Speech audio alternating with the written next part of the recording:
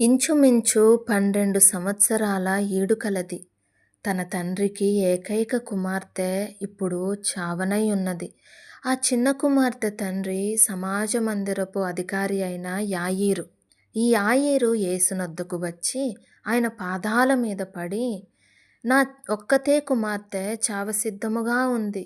నా చిన్న కుమార్తె బాగుపడి బ్రతుకున్నట్లు యేసయ్యా, నా బిడ్డ మీద నీ చేతులుంచవా అని ఆయనను మిగుల బతిమాలుకున్నాడు.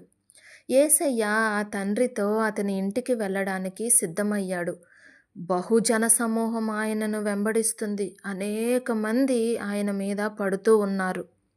యాయీరు ఇంటికి వెళ్ళే క్రమములో ఒక రక్తస్రావం రోగం కలిగిన ఒక స్త్రీ యేసుక్రీస్తు వస్త్రాన్ని ముట్టడం, ఆమె స్వస్థపరచబడడం, యేసు ఆమెతో మాట్లాడడం, ఈ సన్నివేశాలన్నీ జరుగుతూ వచ్చాయి. అంతలో సమాజ మందిరపు అధికారి అయిన యాయీరు ఇంటి నుండి కొందరు వచ్చి, నీ కుమార్తె చనిపోయింది అని చెప్పారు. మార్గం మధ్యలో ఆలస్యం జరిగింది. యాయీరు ఇంటి దగ్గర జరగకూడనిది జరిగిపోయింది. ఆ తండ్రి వినకూడనిది వినవలసి వచ్చింది.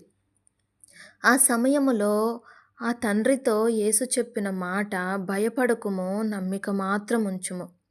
చావసిద్ధముగా ఉన్న తన కుమార్తెను యేసు స్వస్థపరచగలడు అని నమ్మడం ఒక విషయము, చనిపోయిన తన కుమార్తెను సైతము యేసు బ్రతికించగలడు అని నమ్మడం వేరొక విషయం.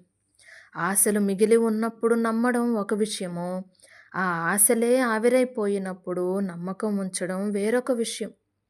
భయపడకుము, నమ్మిక మాత్రం ఉంచుము అని యేసు చెప్పిన మాట మనకేం తెలియచేస్తుందంటే, యాయీరు, నాకు ఉన్న శక్తి కేవలం రోగం ఉన్న వారికి స్వస్థతను కలిగించేది మాత్రమే కాదు, మరణించిన వారిని కూడా జీవింపచేసేది అని నమ్ము.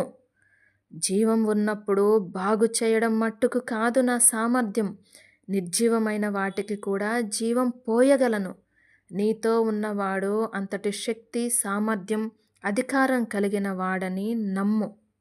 యాయీరు చివరి క్షణం వరకు యేసయ్యతోనే ఉన్నాడు. ఆయన మీద నమ్మకం ఉంచాడు. చనిపోయిన ఆ కుమార్తెను యేసయ్య బ్రతికించాడు.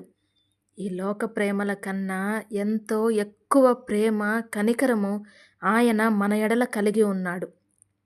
కార్యాలు ఆలస్యమైన, ఆశలు ఆవిరైన, అంతము వరకు ఆయననే మనము అంటిపెట్టుకొని ఉందాం.